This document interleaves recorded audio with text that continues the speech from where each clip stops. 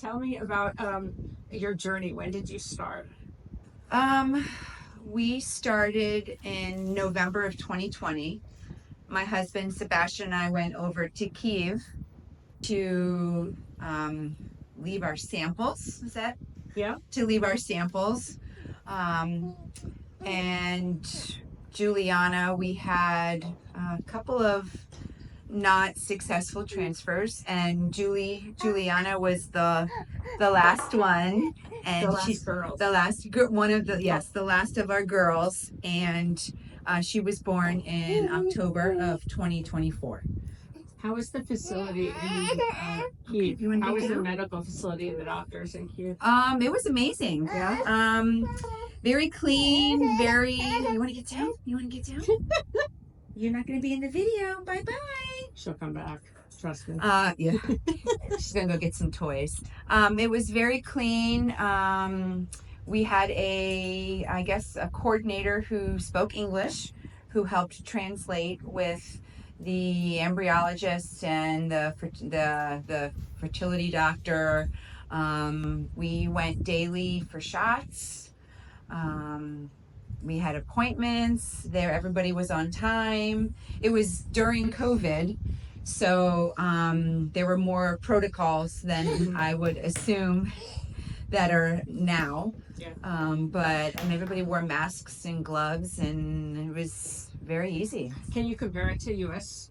facilities? No, because I've never. Okay. Actually, I had gone in for a few appointments, but I never had any procedures in the U.S. Okay. And then you gave birth when? October of 2022. Okay, so just a few months after relatively 6 months after the war started. Yes, we were in Lviv during the war. I tell all my friends and family, you wouldn't even know that there was a war going on. People don't believe me when I say that. Can you tell a little bit, yeah, what was a typical day for you when you were there? We stayed in pretty much in the center, almost right near the square. So it was walking distance to millions of restaurants and breweries and bars, and we had a lot of time to kill waiting for Julianna. We had gone early because we wanted to be in the room for the birth. Our surrogate had agreed for that, but unfortunately she had a C-section, so we couldn't be in the room. We had a lot of time to kill. We went out for lunch and dinner every night. There were kids running up and down the street. There were teenagers smoking and drinking in the bars. Grandmas with their kids. There was a farmers market, yes, on the weekend, and we met a man that spoke Spanish. So Sebastian was speaking Spanish to him, and we bought dried sausage, and we bought some cheese. So yummy. The food is great. The food is amazing. 9 o'clock at night, people were out eating ice cream. We heard a siren twice, and it happened to be when we were on our way home. So it was really easy for us because we just went home. People don't really pay attention. They weren't really paying attention to the sirens. There were a few people because you cross the street underground. Yeah. In Vegas, they go above ground. Okay. And here and in Ukraine, it's underground. And there were a few people that were just hanging out because it's safe underground. They must have had that app. And come here, come this way, come on. What? Or under table? And there were a few people that were just hanging out because it was safe under there. But other than that, you if it wasn't for the 3 sirens or the 2 sirens that we heard, we would have had no idea that there was a war going on. Wow. So did you feel safe? I felt very safe. I did get a little nervous when the alarms were going because I was unsure of what was happening, and nothing's in English, but Oksana would text us. We had a Ukrainian SIM card. Oksana is our coordinator, customer experience manager that you worked with. Was your head? That was our head. She was amazing. She would text us, hey, there's an alarm. Please go home or go to a shelter. And it just happened to fall every time when we were on our way home after dinner. That's So great. it was really easy. That's great. We walked the city all day, every day. Even when we went to Kyiv, I swear we walked down Androvsky's, and that's where all the shopping and stuff was. Such a beautiful country. It's so beautiful, and the food was amazing. There wasn't one thing that I didn't like. And how did you find the people? Friendly, especially in Lviv. We went to where they had all those old homes that were like, Yes. Oksana and Oleg took us. Oh wow! And it's we like spent a the day with them. museum of, like, traditional. Like, Yes, yeah. and you can walk around, and there was a gentleman in there who I guess was like explaining like the butcher shop, because they had all these old school medieval looking knives and stuff on the wall. And when he found out we were American, he wouldn't stop trying to talk to us. When they found out we were Americans, they were so happy and so proud. And they just wanted to talk with us more and more, and thank you, and like kissing our hands, from all the support and so forth that we are giving to the country. Very, very friendly. Very friendly. Can you explain, during your journey, the war started, and were you concerned for your surrogate and your child's health? Yes. I feel like, from what you've told me and from what Oksana has said, that we were very relaxed compared to some of the other intended parents. Yeah, absolutely. I was concerned because I didn't exactly know. We never met our surrogate because it was our third or fourth one, and I didn't want to develop a bond and a relationship with her, and the embryo didn't implant, and then we'd have to start over. So I didn't even know her name. I think you sent me, I think Oksana sent me the email saying, here's your surrogate, what do you think? I said, check the box, okay. And she went through the transfer, and I think she was only 7 or 8 weeks pregnant when you evacuated all of the surrogates from their hometown and moved them to Lviv. So we didn't even know her name. We didn't know her situation. We didn't know anything. Everyone has a different relationship with their surrogate. Did you start communicating at some point? Yes. I had spoken with Oksana, and Oksana was taking all the surrogates to help them buy some food and stuff. And when they were first moved into Lviv, and all the surrogates were talking, and I've met my intended parents, and Daria was, our surrogate's name was Daria, and she was like, I don't even know who mine are.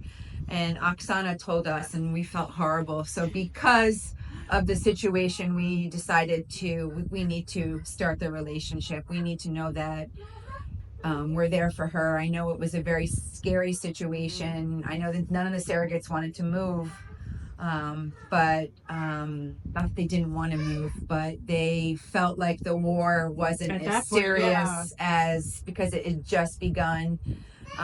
But we wanted her to be moved to safety for our sake, as well as her sake and her family's sake, because she carried my child, and which is a big thing. So essentially I'm tied to her for life. But I know that it wasn't something that some of the surrogates wanted. But yes, we started talking with her. We started using Viber, the app, because it translates for you. And we still text here and there. She's very quiet. She's very reserved. But we've sent pictures of Julianna, and she sends me pictures of her son Zakar, who is so big. I can't believe it. Like, oh my God, he has so much energy. Yeah. He was very very active little boy. I don't want to say hyper. Yeah. Very active little boy. She has her hands full. Yeah, she does. But she had her dad for help, so that's was important. Really nice. That we always have someone. And we met her dad at the hospital. Aww. He came and congratulated us, and came obviously to pick up his daughter from the hospital. But it was, I And I how was the facility in Lviv? Because you've spoken. Oh, amazing. Yeah. Amazing. We, the doctor was really funny with the translations and so forth. We went a couple times and our Julianna had turned, so she was feet first. And when we went in for a checkup, I didn't know we were going to have birth that day. And I was happy because... wasn't the story you were in there and they said, do you want to be a yeah, mother today? Yeah. So she goes, do you want to be a mom? I'm like, yeah, I got to go get my stuff. And she's like, no, now. And I said, now? Like now? I called Sebastian because he was downstairs because the guys weren't allowed in, and go, you got to go get Julianna's stuff. We're giving birth. So he went back and got everything, and I saw Julianna maybe an hour after she was born because they cleaned her up and got her warm and stuff. And then we were brought into our room probably around 7:30, 8 o'clock at night, and that's when Sebastian got to meet her. But the facility was great. We had our own room. We had a hospital bed and like a futon couch, our own shower. We had 3 meals a day. Okay. Yes. Breakfast. It was like an oatmeal type porridge. It was tasty. Pasta. We had borscht for lunch pretty much almost every day. It was so good. So good. I never thought that I was going to like beets. Dinner was okay, but we usually went out for dinner just to get some fresh. But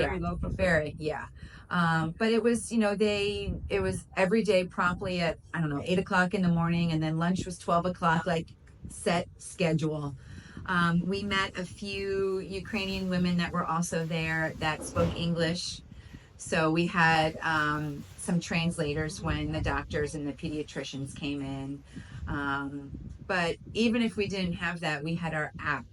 And it was pretty easy. I mean, it was difficult. I'm not going to lie. It was difficult, the language barrier, but the apps made it easier for us.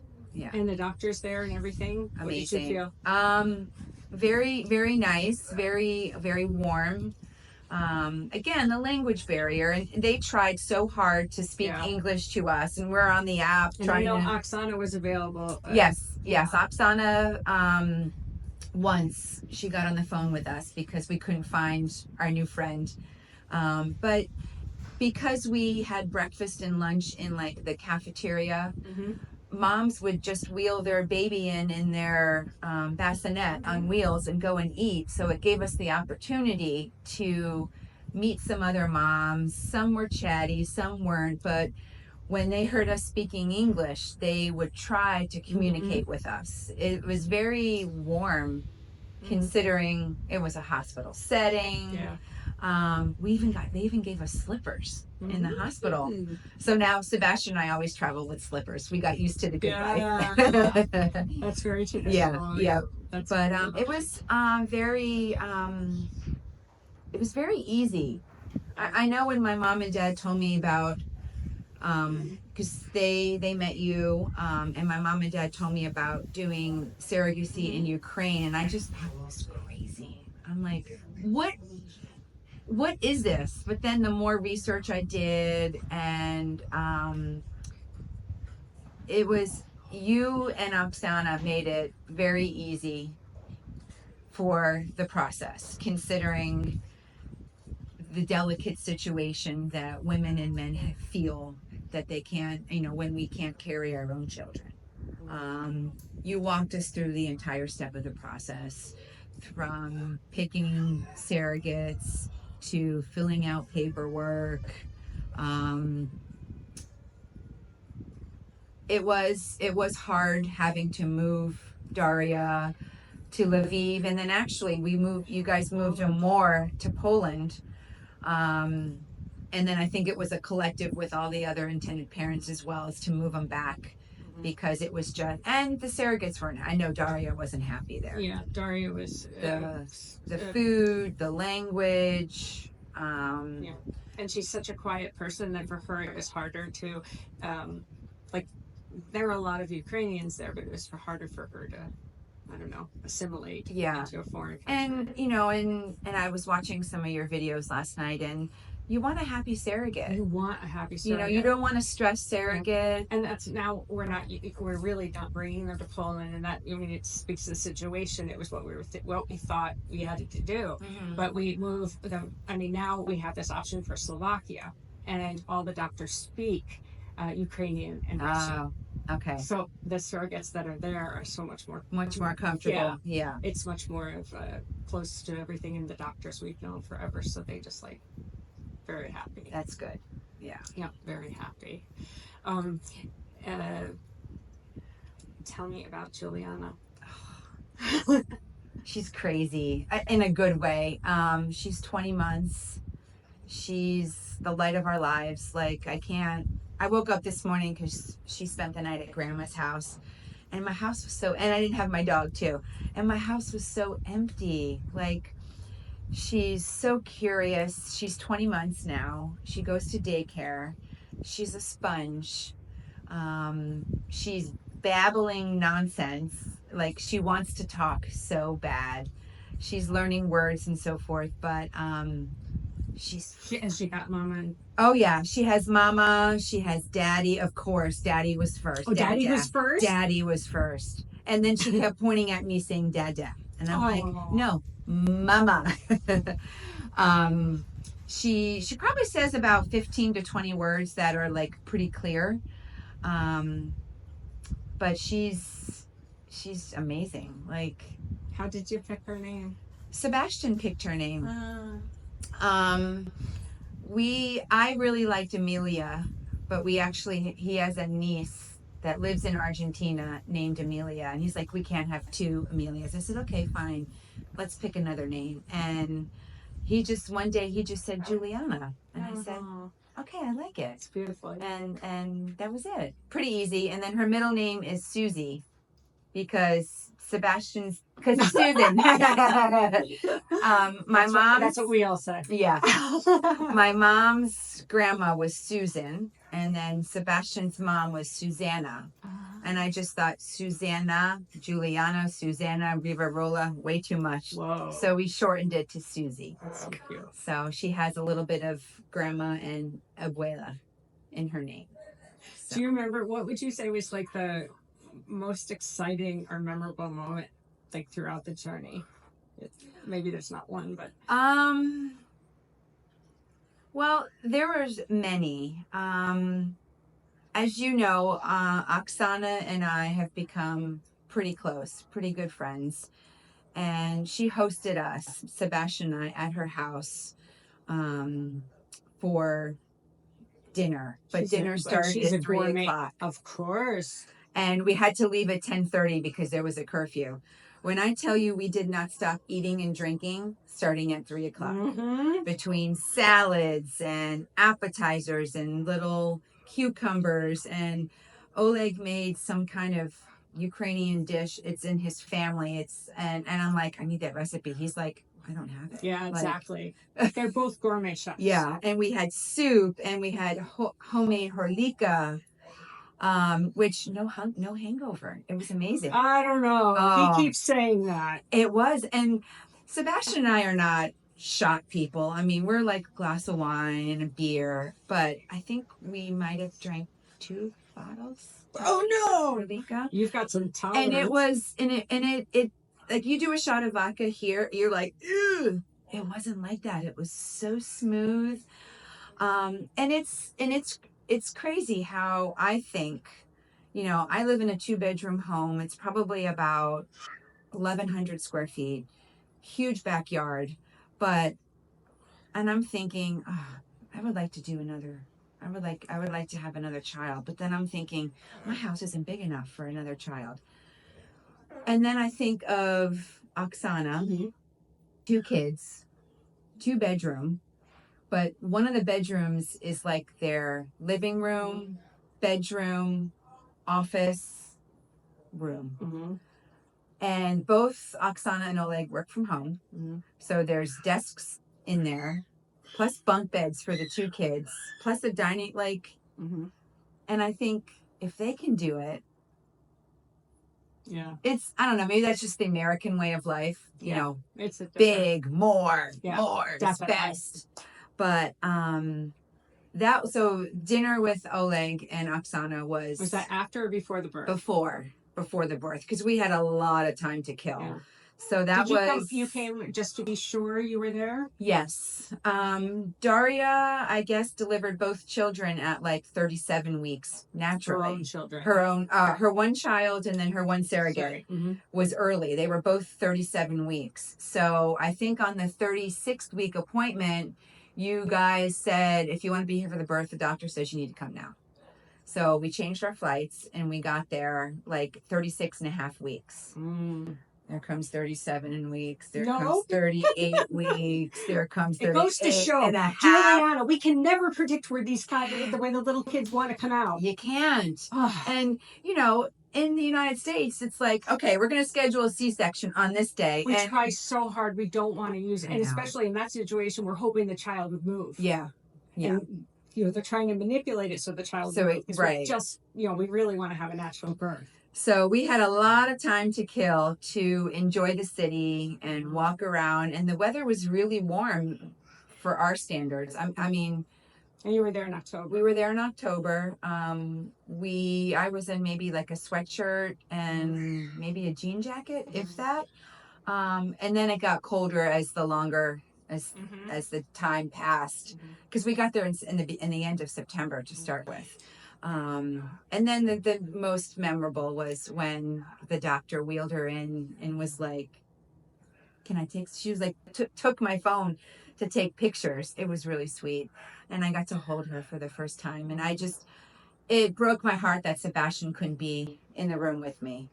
That I was really sad, because he didn't get to see her the same time I got to see her and share that. But then that's kind of like my little thing. I got my own little time with her. And then he was allowed in once we were given our room. So then he had some time with her. And then...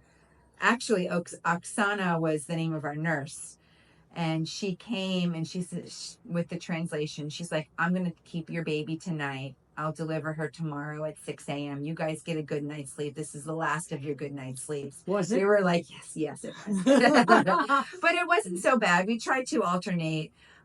She was up every 3 to 4 hours, and we would change her and feed her, and it was like right back to bed. Super easy at the beginning. You told me a great story that you saw the nurse take a bath in 5 seconds, and then your first bath was 2 hours or something. Actually, it was the diaper.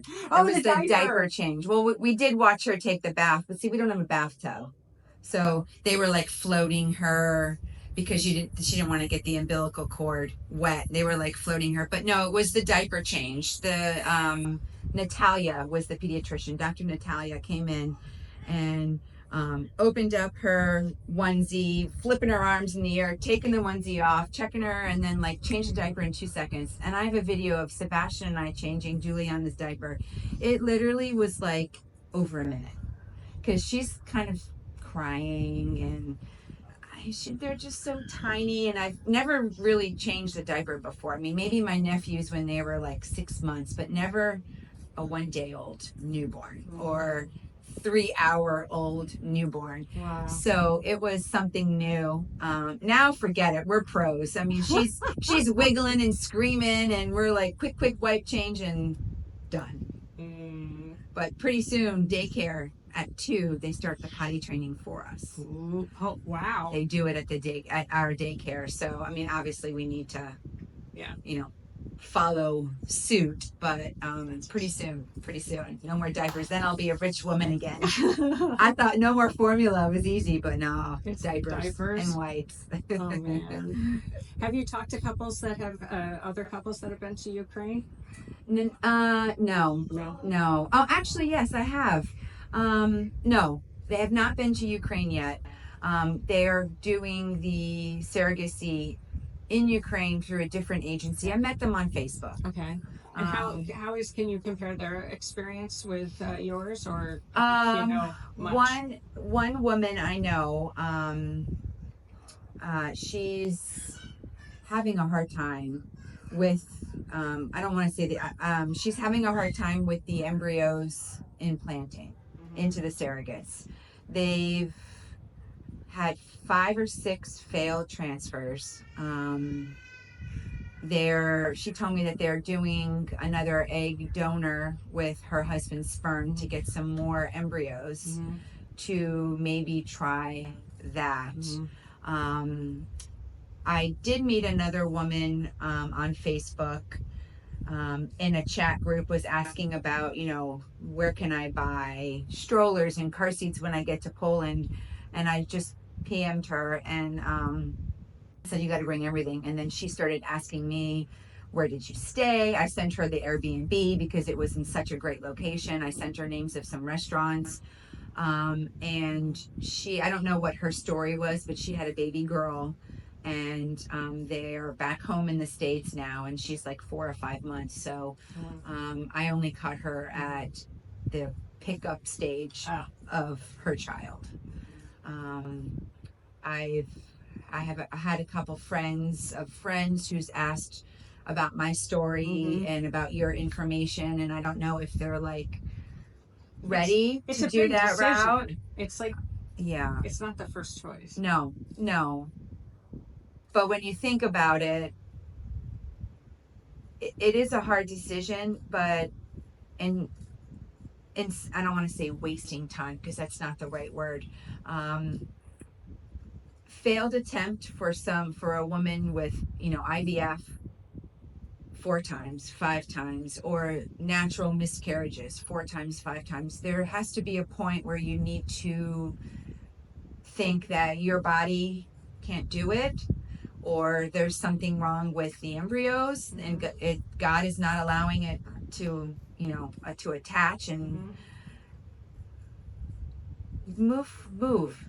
Except it was hard for me because I kept telling Sebastian, I was like, no, we're going to do this naturally. You and I are going to conceive and we're going to have a baby, and it didn't work. Yeah. So it's the realization part, because then the end game is the beautiful story. You have a baby where if we didn't do this, we wouldn't have Julianna at the moment,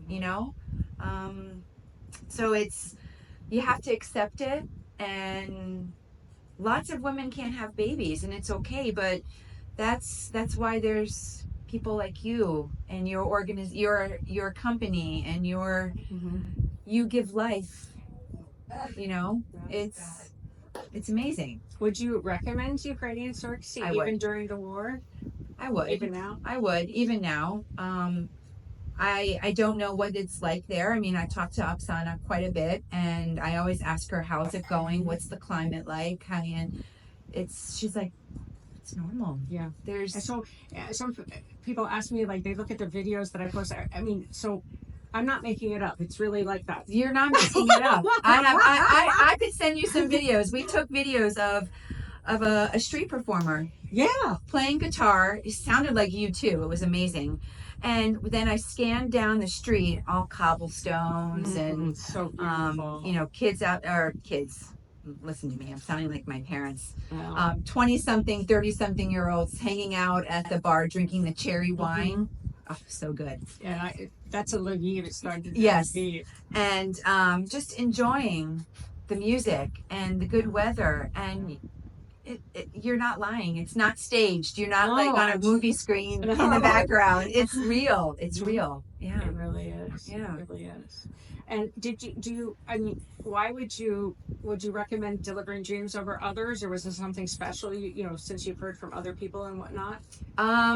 Well, when I was searching, I didn't interview any other agency.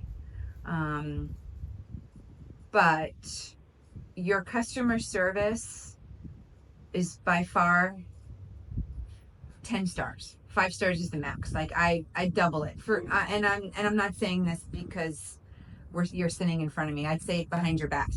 That's good.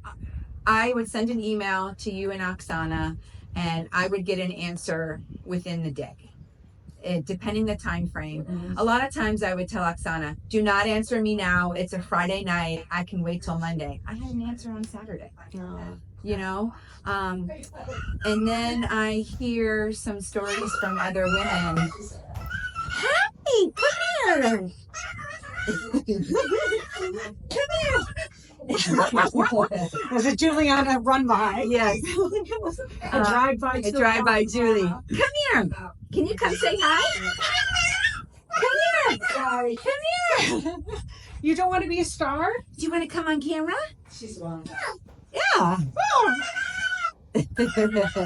She's so happy. She's so happy. And it's like this from 7 o'clock in the morning when she wakes up. Okay, granted, she's really hyper now because my brother just showed up. Ah. So her uncle is here. It sounds like she's the favorite. Yes. Oh, yeah. Well, and she's the only girl, too. Ah. Well, my nephews are now 15, so they're glued to their phone. Come here. Come here. She loves to run. She's hyper right now. Yeah, a lot of company. I have the one woman that I was telling you about with the multiple failed transfers and switching surrogates and so forth. I asked her why she went with this other agency, and she said because it was cheaper. And I don't want to say you get what you pay for because I don't know anything about that agency, but I don't know the embryologists that they're using. I don't know the clinics that they're using. What I liked most when we spoke was, yes, all the surrogates are screened.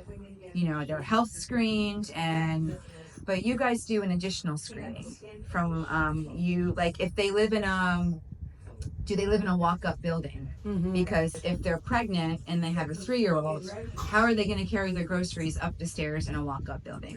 Do they have help with their mom, or their father, or their husband? Mm-hmm. It's important. I mean, Daria couldn't have done it with just her child, Zakar, being pregnant with mine, because she had a lot of morning sickness from what I remember. Mm-hmm. And then a lot of nausea and then a lot of gas towards the end. And I mean, she was on medicine, over-the-counter medicine, when we met her at like 36 and a half weeks.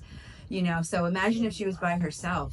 She would have been miserable, and it really wouldn't have been a good situation for the like health you said, of my a happy child. surrogate makes a happy child. Yeah, and look at Julianna. She's very, very happy. She's very happy.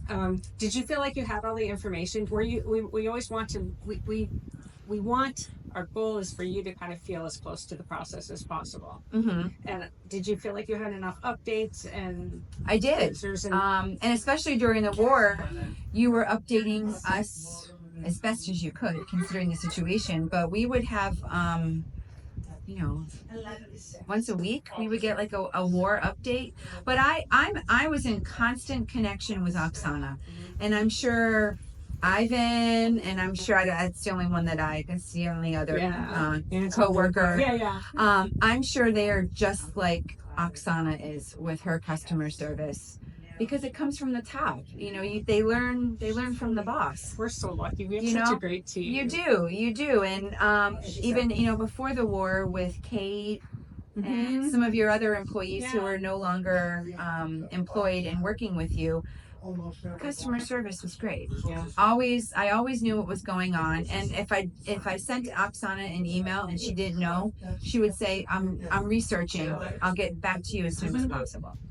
So I think, and I had a lot of questions, and how it's not your third time doing it. Yeah, so exactly. I'm glad you were able to ask them. And even if we were to do it again, we would still have questions because it's been a while, but things change, things are different.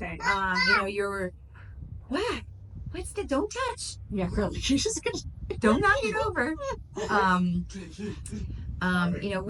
We would still have questions, and I mean, I have questions now that I've been talking with Oksana, and it's been like 2 weeks, and I get replies almost instantly. I have to tell her, don't answer me right now, please. It's a weekend, just because I want her to enjoy her family life too. Definitely. It's not a 24/7 job. Yeah, for her. I remember when you came home, you shared that like everyone near here had put like Ukrainian flags and colors and whatnot. And even well, right now we're at my parents' house, and they've been flying a Ukrainian flag. We've actually had to buy several because of the wind and the sun. It tears the flags up. They have a Ukrainian flag right below the American flag. They're stacked. They have lights that are, you can change them for Christmas. You can do pink for Easter, whatever. They are yellow and blue. We don't have a Ukrainian flag at our house just because I don't have a spot for a flagpole. But in Julianna's room, I bought a little baby American, like an American flag like this. I bought a Ukrainian one, took it off the pole, and I framed it.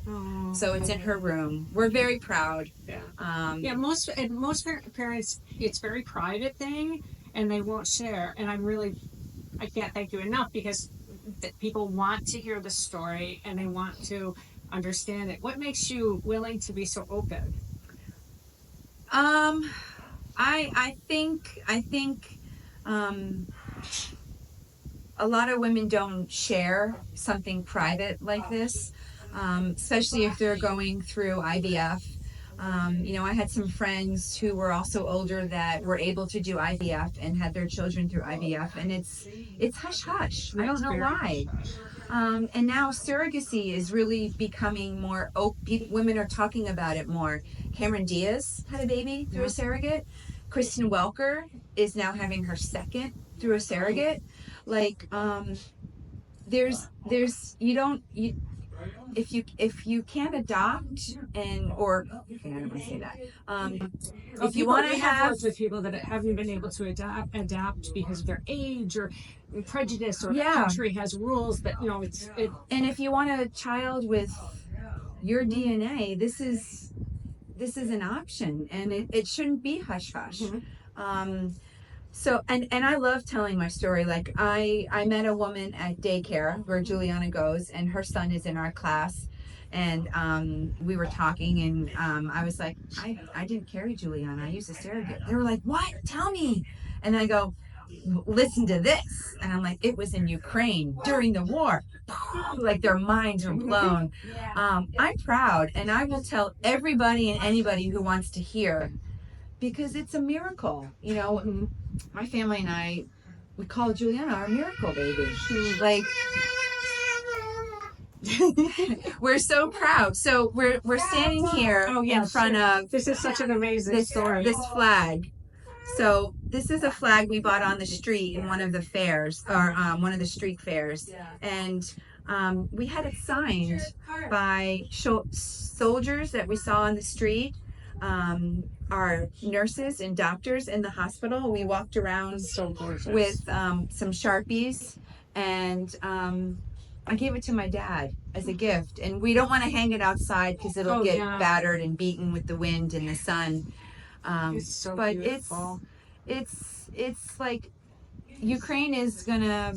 It's her story. It's gonna be her past. Like forever. And I honestly, I'm going to tell you that Oksana and Oleg, they're going to be our friends for life. And I keep begging them, come to the United States. All you have to do is pay for a flight, which I know it's a lot. But you don't need to get an Airbnb. You can stay with us. We'll take you out. She's like, as soon as Oleg can travel, we'll think about it. But this is we're going to be forever tied to Ukraine, and I will continue talking with Daria.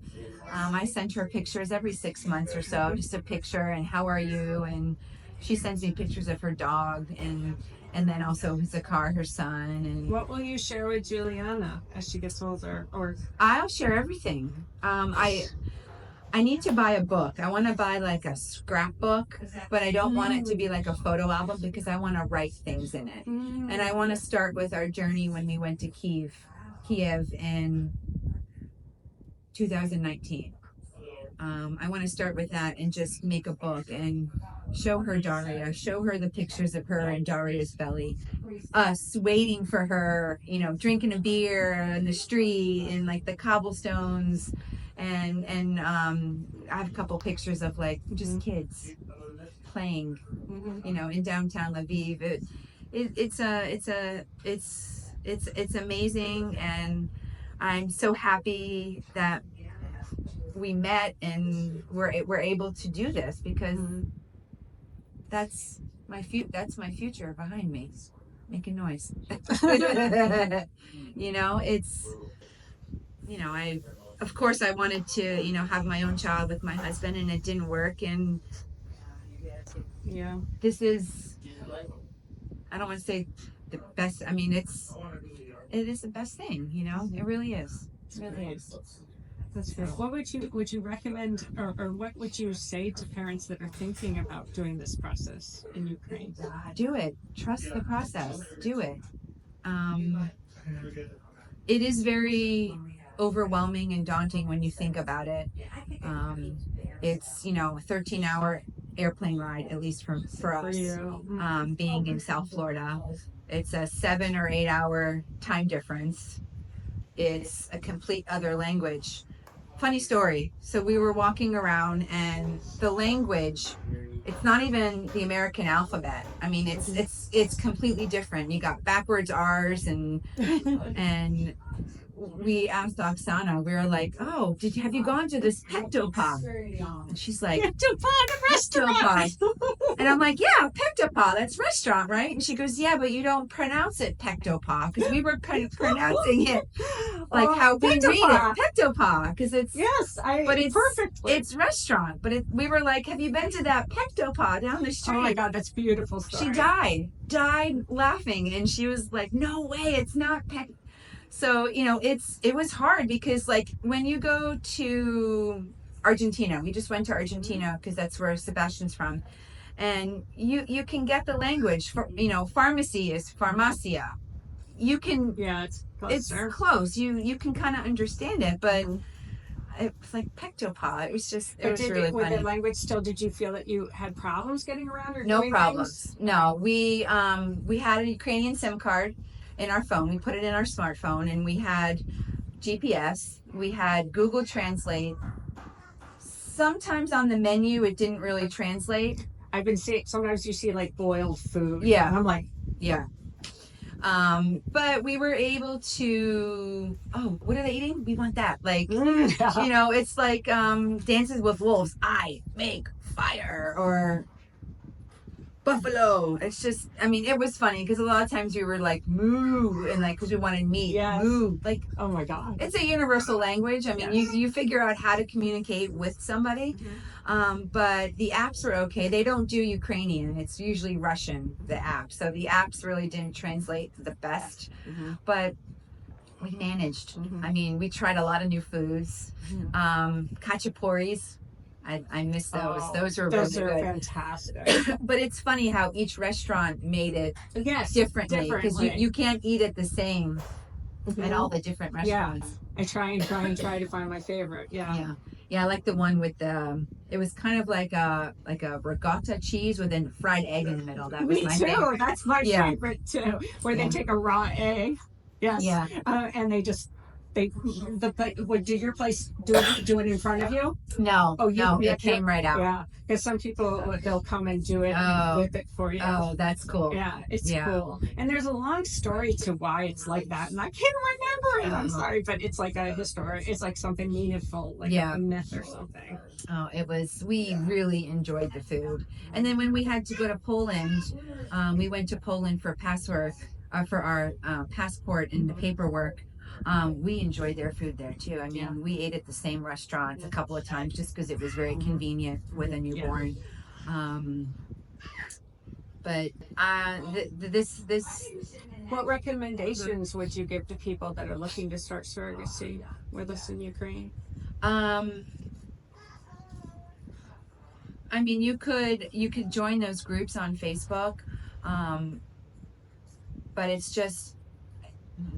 They need to call, and they need to have an interview, and they need to ask their questions, and they'll feel comfortable once they speak with you and you know, go through the beginning stages. We had a couple of phone calls before we signed on the dotted line. And then after that, we still had lots of questions. And did you feel like comfortable asking questions? Very comfortable. Yeah.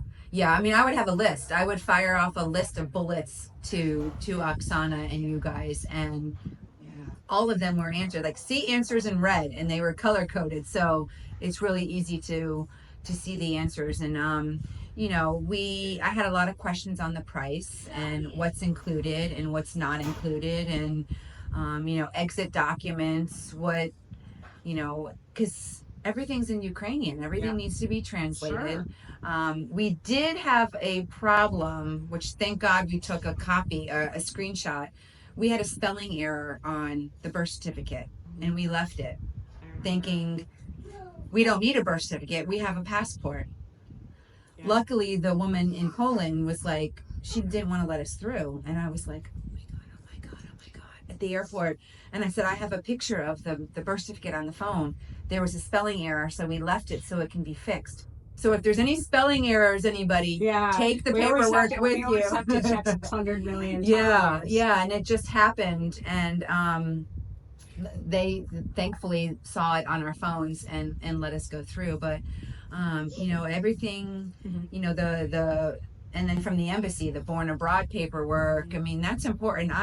For my job, I look at that stuff all day long, and you know, Julianna is going to have to carry or know that and have that certificate for the rest of her life, filling out job applications, because they're going to say on the passport, you're a U.S. citizen, you were born in Ukraine. How did you get your passport? Oh, well, I was born abroad to American citizens. Great. What's your number? Like, you know, she needs to know that. And it's very important to have that paperwork. And all that was processed and handled by you. I didn't have to do anything. I met Oksana and I got a booklet of paperwork, everything. And even the stuff that we sent when we started the process, our passports and our marriage certificate and all that stuff, everything was in the packet. Right. So very organized. We didn't have to worry and be concerned, because at that point we were in Ukraine for 3 weeks, Poland for 9-10 days. I just wanted to go home and be on my couch with my stuff. Yeah, they made it. You were at the stage where the consulate had left, and the U.S., and then you had to do everything in Poland. Right. Now the embassy is back, so it really has changed. So we have to keep track. I mean, every other week to make sure that there's exactly, and that would be something that I wouldn't have to worry about, being your customer. Yeah. You know, your client.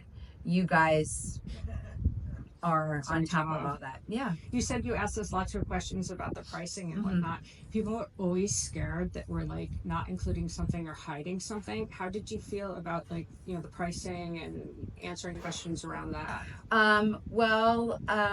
You gave me the packet, and you know, we picked our program, and then I went through the contract and kind of find item did. We wanted an additional copy of our birth certificate, because God forbid something happens, how am I ever going to get it in 10 years? So we've had cases where someone spilled coffee on it. Well, in my instance, my parents, we had ours in a safe deposit box, and there was a fire in the bank. And it burned. So I don't have an original copy of my birth certificate. I have a certified copy. So, you know, God forbid there's a hurricane here, and I don't bring I would, of course, everything's together with my mortgage, and so like my deed to the house. You didn't burn that? I didn't burn that. I should. You know, but everything's there. But in case I wanted an extra one, which was additional because it needed to be translated, it needed to be apostilled. I get it, no problem. But you know, everything was included, and I was still asking again for me baby number 2. You know, and I said, you know, where's the exit documents? Am I missing it? And Oksana was like, no, it's included.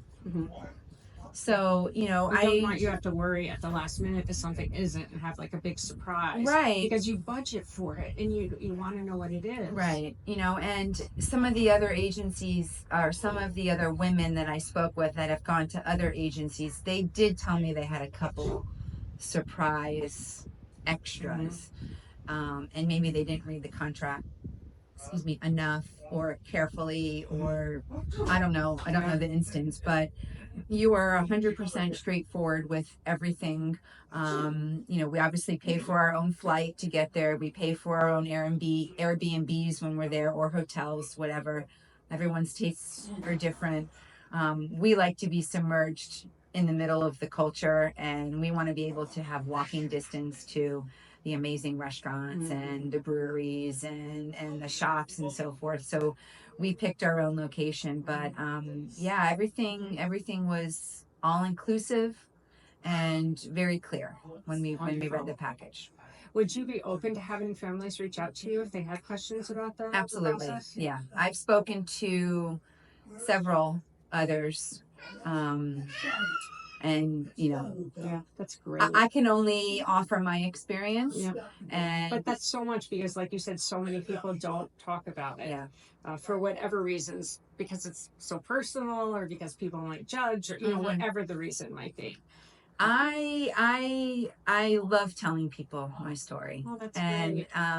And I love them saying, "How did you pick Ukraine?" Like, well, when you think about it, Ukraine and is it Georgia, the country? Those are the only two countries where it's legal. Like, you could use a surrogate here in the United States, and from what I understand, they have rights. Depending on the state and whatnot. Yeah. Okay. So it's not even legal. In Ukraine, it's she's just the oven that our babies are baking in. I mean, it's very important. It's a very important job. And, speaking with you and speaking with Oksana, these women, they give up their bodies for 9 months. It's their job, but then that sets them up for life too. Like, it's a wonderful. You give them a very good portion of what we, what we pay.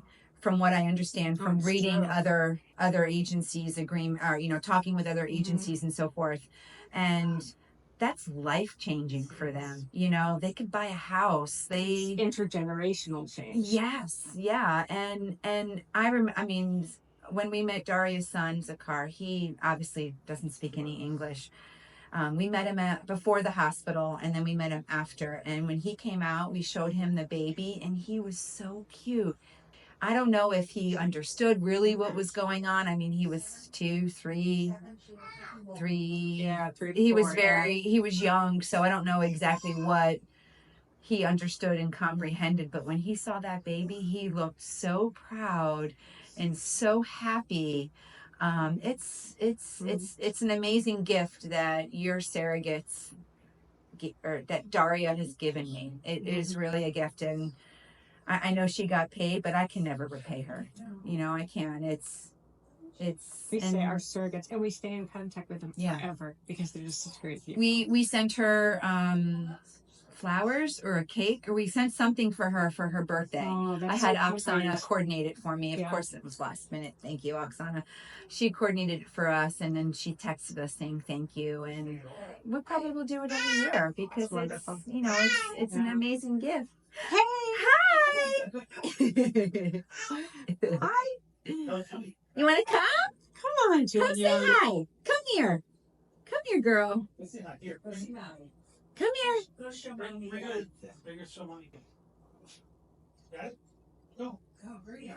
Hurry, hurry. Hurry, hurry. Come here. Come here.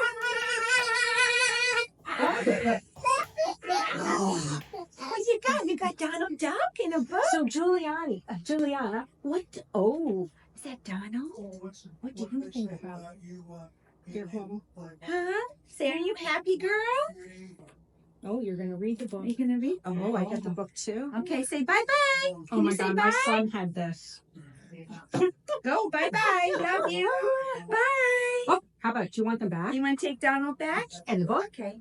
You want the book? Watch your head. Bye-bye. Bye. Bye. I love you. Mwah. You gonna eat the book? Or you gonna read the book? Oh, I get it back. Oh, yeah. Donald. Hi. Bye. Yeah. Look, did you show Miss Susan? We got Luna. There's Luna. Oh, good. It is. It's Luna. Hi. Oh, hi. Oh, Lulu? Mwah. Yeah. Kitty. Hi. Oh, well, thank you for taking the time to talk to us. You're I really welcome. appreciate it. Yeah, It's you're very wonderful. welcome. We missed the birth fight. I missed being there for a day. A day, I know. We were So, in line to leave to go to Poland, and I think you were in Warsaw, right? I was in Kharkiv, or excuse me, I was in no. Krakow. Krakow. I was so close. Yeah. Yeah, so we missed each other Yes. by like 24 hours. Nice. So, well, thank But now you get to see her now. No, she's so beautiful. I love following her. Thank on you. Facebook. Yes. Such a happy child. What's your name? Thank you so much. You're welcome. Yeah.